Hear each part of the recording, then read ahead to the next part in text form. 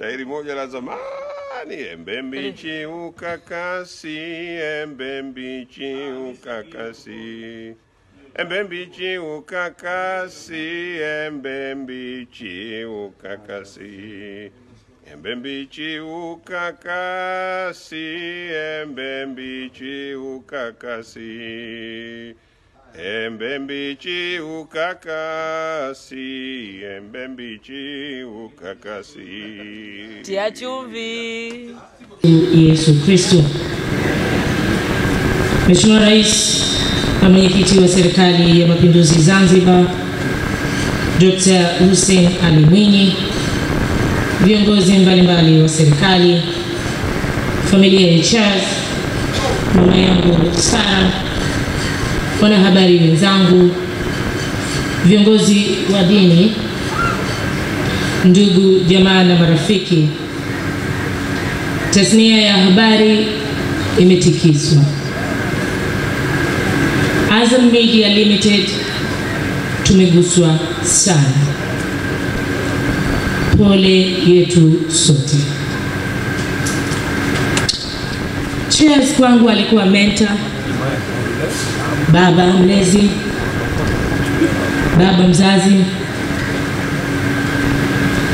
rafiki yangu sana,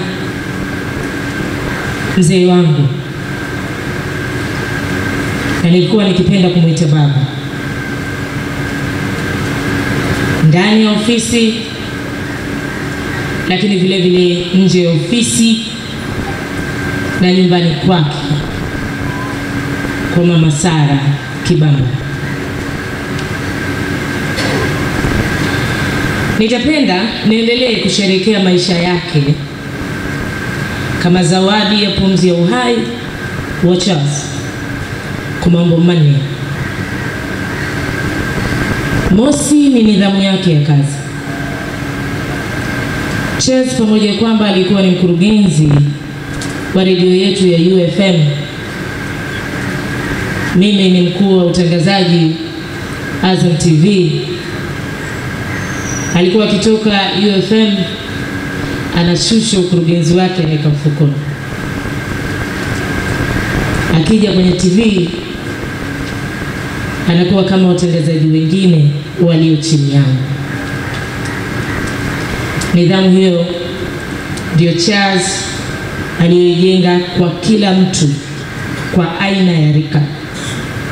Uwe mdogo basi kwako atakuwa mdogo, na ukiwa mkubwa basi kwake yeye pia utakuwa mkubwa. Alikuwa angalie rika la mtu, kitu alichonacho ama nini anacho. Charles alikuwa akifahamu fika kwamba muda wa habari ni saa 2 kamili usiku. Nusu saa kabla yupo studio. Atakuwepo pale, atataniana na timu nzima, na akiona hauko kwenye sura ya kufurahi atakwambia usiendekeze stress. Atahakikisha kila mtu anapata mood ya kazi. Atarihaso pamoja na kwamba amepitia bulletin nzima akiwa redioni kule, lakini bado atafika studio atairihaso upya. Alikuwa na nidhamu kubwa sana ya kufuata maelekezo, haijalishi ni nani anampa maelekezo nyuma ya kamera. Lakini la pili ni passion yake kwenye hii kazi. Passion yake ulikuwa ukiona hata kwa namna anapoizungumzia kazi yake ya uandishi wa habari. Kuanzia alipotoka, alipopita na hata alipokuwa Azam. Ulikuwa ukiona ile energy kabla hatujaanza kutangaza taarifa ya habari, ama kabla hatujaanza matangazo yoyote. Unaona ana hamu ya kufanya kitu kizuri.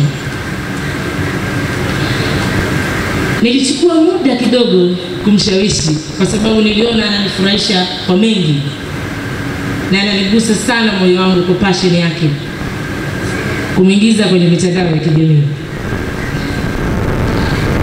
Ilikuwa ni kazi, maana nilikuwa nikimrekodi nacheka mwenyewe alafu siridhiki. Kwa hiyo nataka na wengine wamtambue akiwa nje ya kazi. Kwa nikajua upendo wake ulikuwa fei. Nikamshawishi fei. Akamwelewa. Sasa tulivyounganisha nguvu akakubali. Tukamfungulia social accounts zake. Kwa hivyo tukawa tunarekodi na Watanzania wakawa wanafurahia uwepo wake nje ya kazi. Ambacho nitaendelea kubaki nacho, na mimi wengi wanajiuliza napata hapo ujasiri kwa kusimama hapa kwa msiba huu mzito, ni furaha yake. Wakati wote, hata nikiwa siko kwenye mood, Chazi atahakikisha nikae kwenye mood. Atatania, atacheka, atatania watu, atacheka, atasema mambo si haya. Alikuwa hataki matatizo yetu yatangulie mbele ya shasha. Alikuwa anahakikisha wakati wote tuna nyuso za furaha. Mtakumbuka kuna kipindi fulani tulipata msiba pale Azam Media Limited kwa wenzetu walipata jana. Chazi katika ule msiba alitufariji kwa furaha yake. Mnajua namna akiamua kumfariji mtu. La mwishoni na Kiswahili. Amependa sana lugha ya dini. Alitamani sana katika uandishi wetu, kuanzia mwandishi aliyeko field mpaka muhariri na wewe mtangazaji umekuja kutangaza habari, uiandike kwa ufasaha, uitamke kwa ufasaha, na maneno yote yatamkwe kwa namna yanavyopaswa kutamkwa. Kwa hivyo hili nalo nitaendelea kulienzi kwa wakati wote. Naomba niruhusu sasa nizungumze na babu yangu Cheti.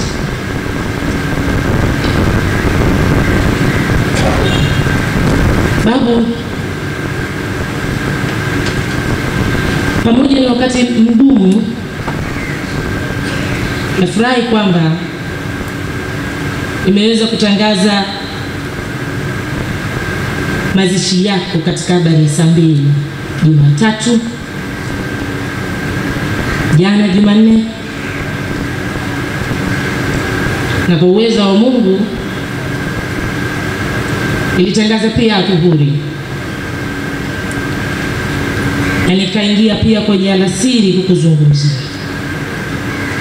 Na hata leo ratiba ingeniruhusu, ningeenda pia kutangaza taarifa ya habari ya saa 2 ya kukuhifadhi kwako. Namshukuru Mungu kwa ujasiri alionipa, lakini namshukuru Mungu kwa maisha yako kwangu na wengine wote tulifanya kazi na wewe. Naamini ni wengi walitamani kufanya kazi na wewe, ila Mungu alinipa upendeleo. Nimeona wenzangu, nimepokea simu na kila walionipa pole. Wengine walikuwa wakikimbia kwa namna wakiniona nilivyo, wanahisi wataniumiza,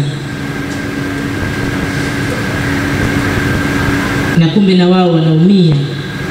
Nimewaelewa na nimewasihi wenzangu baada ya msiba wasiogope. Msiba ni wetu sote, kwa maana wakiniona wanakuona wewe.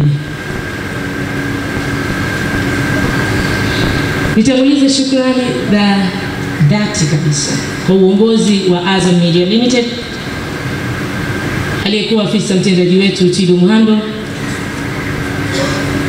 Yahya Mohamed.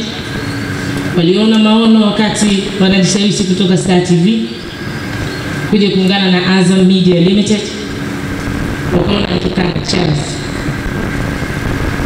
tutaendana, na nashukuru tumeendana. Tumeshawishi rika zote kupenda kufuatilia taarifa ya habari, si mtoto, si kijana, si mama wa nyumbani aliyeko kwenye shughuli zake, viongozi na kila rika kusema. Naamini chini ya uongozi wa afisa mtendaji mkuu wa sasa Patrick Kahimele, Azam Media Limited tutaendelea kukuwepo. Tembelea YouTube channel yetu VOP Online TV kwa habari moto moto. Subscribe kisha bonyeza alama ya kengele ili kuwa wa kwanza kupata taarifa zetu. Usisahau kulike, kucomment na kushare. VOP Online TV. VOP Online.